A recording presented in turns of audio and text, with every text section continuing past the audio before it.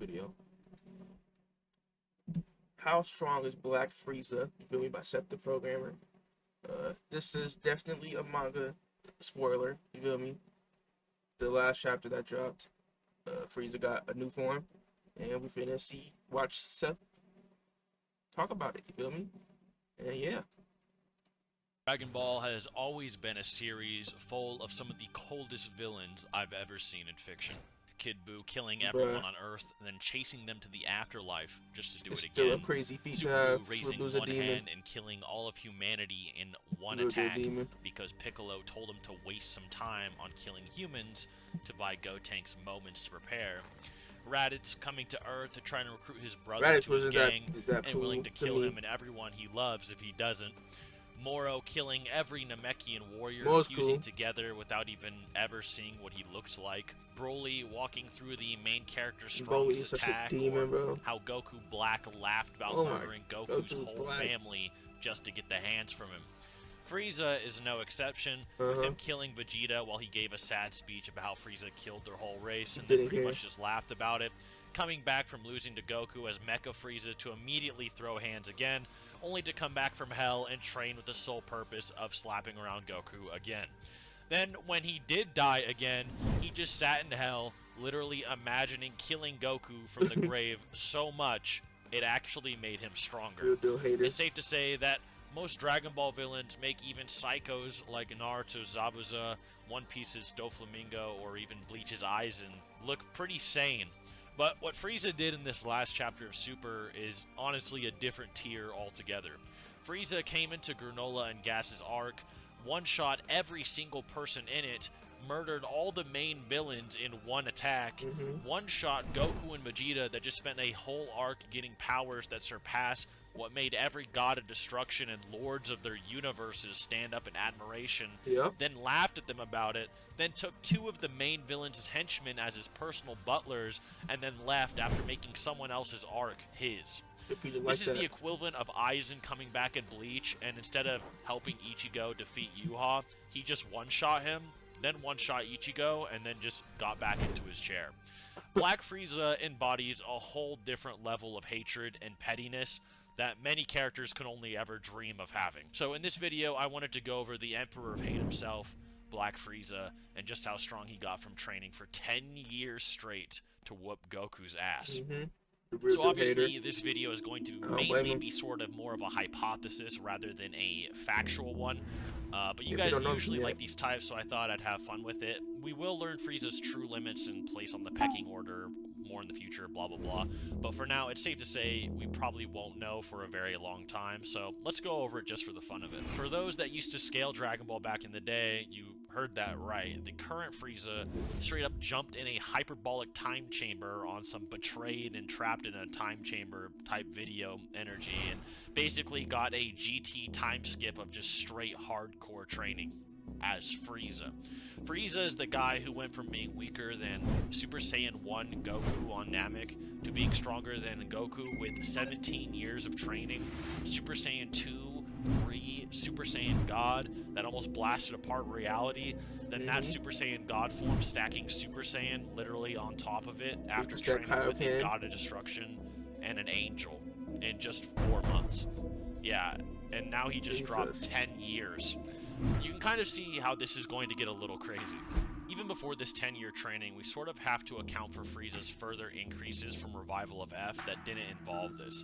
Examples being Frieza after dying and imagining beating Goku in the afterlife with image training actually is his equal as a Super Saiyan Blue, even though Goku had just gone through all of the Universe 6 arc and Goku Black arc and years of training in his own time chamber before Universe 6, where he obviously got many power-ups. The most notable increase Goku got from those arcs that is pretty objective is that Goku went from fighting and arguably losing the hit with Blue Kaioken times 10 to actually trying with a stronger and more haxed able to kill hit in just base Blue, showing that he got over 10 times stronger from the Goku Black arc alone. This is of course ignoring the potential fusion level increase he got from breaking his limits versus Fuse Zamasu. I went over this argument in my How Strong is Goku video, but basically Goku, after getting beat around a little, was able to seriously damage a fusion amped Goku Black Zamasu fusion in pretty short succession. Many people have different excuses excuses or reasonings for this, but if you accept this, then Frieza pretty much got a fusion level increase of his own by the time he's revived for the Tournament of Power. But at the bare minimum, he is at least over 10 times stronger than Revival of F, just by image training and not being able to move. That alone should also speak to his potential that many people don't really seem to notice or account for. However, this potential is actually potentially further shown in the Tournament of Power, where he probably gets even more powerful. During the Tournament of Power, Frieza is considered either second to Goku or around Goku's level, who by this point can use Kaioken times 20. Some argue about whether the guide that actually compares them is just referring to Blue Goku rather than Kaioken, but you get the idea.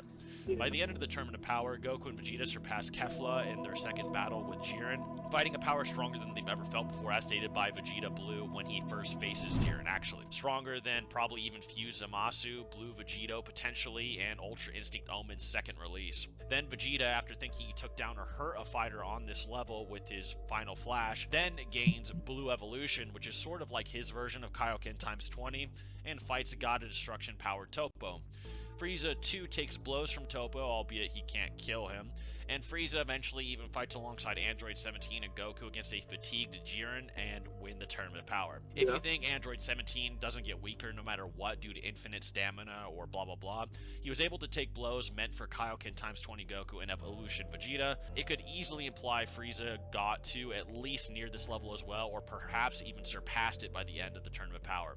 This is of course being charitable, and if this is true, Frieza easily grows hundreds to thousands of times stronger than he already was in just 48 minutes of harsh and limit-breaking fights. This may seem like a highball at first, but this is actually somewhat supported with the next installment of the anime, Dragon Ball Super Broly, and in this movie, Goku and Vegeta basically get manhandled by Super Saiyan Broly in a 2v1, and even combining their attacks can't do anything to him. In fact, they are so gapped in power, they don't even bother going Kaioken times 20 or Evolution respectively, and just run away to Fuse. And even then they are so tired, they basically just both pass out by biting Broly briefly. It sort of implies they can't just go full power, both combine an attack, and then one-shot Broly or something. Implying Broly is probably in a caliber or a tier of over 40 times stronger than Goku and Vegeta in their blue states, which is actually proven soon as well in that movie. The reason this is important is, of course, Broly fights Frieza when Goku and Vegeta run away, and they attempt to fuse and actually fail at fusing twice. Since each failure would last 30 minutes, that means Frieza fought this possibly over 40 times post-Tournament of Power Blue Goku for an hour straight. He sat there and got beat up by a guy that scared Goku and Vegeta at the same time longer than the entire Tournament of Power and then some. This is why I don't find it hard to believe Frieza got stronger during the Tournament of Power.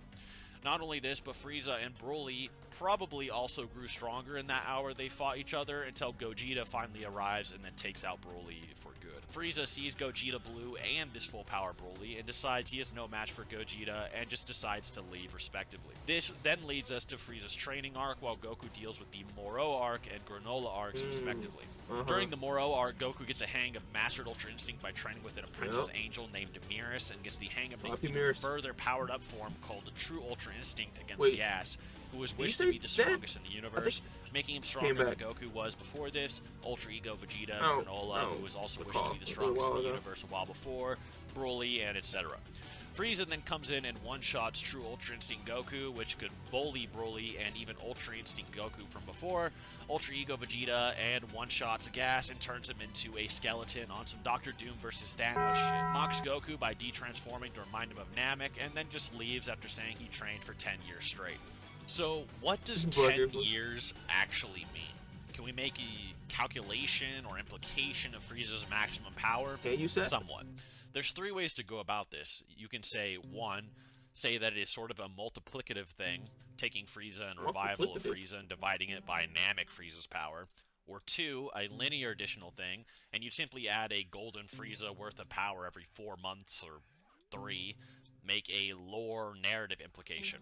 The multiplication way is pretty absurd, going from busting up some big stars to busting up dozens of macrocosms over with punches. The number would be utterly insane every 4 months. Right now. Put Frieza in something Goku and Vegeta probably wouldn't even dream of hitting even if they fused. At that point, I'd be surprised if even Whis would swap hands with Frieza given those types of numbers.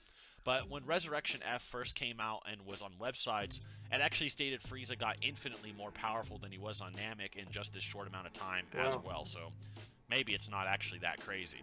So if you think that applies to Black Frieza, then this Frieza is some kind of multiversal god entity that probably is going to be fighting Zeno pretty soon. But I doubt that, and I don't think that's the implication. The addition way of Frieza becoming a golden Frieza stronger every 4 months, this method also doesn't work. As we went over earlier, Frieza got over 10 times stronger from image training in the afterlife, and this image training was arguably less than a year long in the actual manga and anime's timeline. And with the addition theory, Frieza would only at most get 3 times stronger, yet he got over 10 times and beyond and even mastered his gold form. The final one is probably the most safe, and that is the narrative one. The narrative one is how strong do you think Frieza would have to be for him to confidently come out, beat up Goku and Vegeta, and let them walk free another day? How strong would Frieza actually have to be to not even care if they survived and kept training? And how strong would he have to be to keep his insecure little personality that carefree? No, he gotta be so many tiers above them. He is training pretty much so that he won't lose to the Saiyans ever again. Not only that, but he is pretty keen to Goku's growth and even notes him as a self-improvement type before seeing any of his development, even before Super begins, even before he meets him in Super, and actually accurately gauged how long it'd take for him to be stronger than him given the time frame. Despite Goku getting crazy god power-ups nobody reading this series ever would have imagined. Frieza called it pretty accurately. Here, he does it again, more than likely. Stronger than any Saiyan, by the way, means he is accounting for Broly, Gohan, Vegeta, Kefla, Goku, and potentially even Gogeta. Him being stronger than Broly is a given. Even Goku and Vegeta are the strongest and second strongest in the universe before any wishes are made in the Granola arc and all the promotional material for that arc. And question who could be stronger than them to Whis and Beerus despite Broly obviously existing and being mentioned before. Broly isn't really the interesting part of this equation. Kefla is somewhat interesting, giving her insane potential that Frieza would have definitely analyzed, but probably not a huge factor. And Goku and Vegeta, even with their Ultra Instinct forms that Frieza predicted they'd master eventually, gets one-shotted. Gohan is a bit more interesting, as if Frieza can read Gohan like he can all the other Saiyans as accurately as he does, he may have actually prepared himself for an eventuality like Beast Gohan as well. But that is far more up in the air. I wouldn't be surprised, though, if Frieza noted Gohan's potential, however, and as a child, when he was seeing all his explosive potential numerous Gohan times, from the Dragon Ball Super Hero movie. However, I the thought most that wasn't interesting even one is canon. obviously Gogeta and Frieza training to fight a Goku and Vegeta fusion. That's why I decided not to watch it, because I thought that it wasn't why canon. He went so overkill on his training. Frieza, of course, wants to be the strongest in the universe, and while he sees Goku and Vegeta as probably fun rivals to fight with, which was even implied during Namek, let alone by the end of Super, where he is just wishing to be taller and stuff, but for him to spare them in that moment is either A, a huge character change, or B, extreme confidence. If he wants to be the strongest in the universe, he has to know that Goku and Vegeta's trump card is, in fact, Gogeta, and that fusion he watched and experienced firsthand. Not only this, but he seems to have gauged that Goku and Vegeta would probably master their instinct powers by this point, at least Goku being able to use the white form. Meaning this dude Frieza may have been training for a potential Ultra Instinct Gogeta. Yeah, let that kind of sink in. Considering what he did in 4 months of real training and less than a year of sitting a cocoon, just thinking 10 years straight does seem like overkill just to beat Goku and Vegeta, doesn't it? Yeah. Especially for someone as impatient, egotistical as Frieza, dedicating Frieza always wasn't that far. Even if Frieza was preparing for a blue Gogeta, which I'm going to be honest, I really think it would be an instinct one. But still, blue Gogeta is considered trump card Vegito Blue, while Vegito Blue, made of the same Goku and Vegeta, is probably stronger or slightly stronger than Gogeta Blue.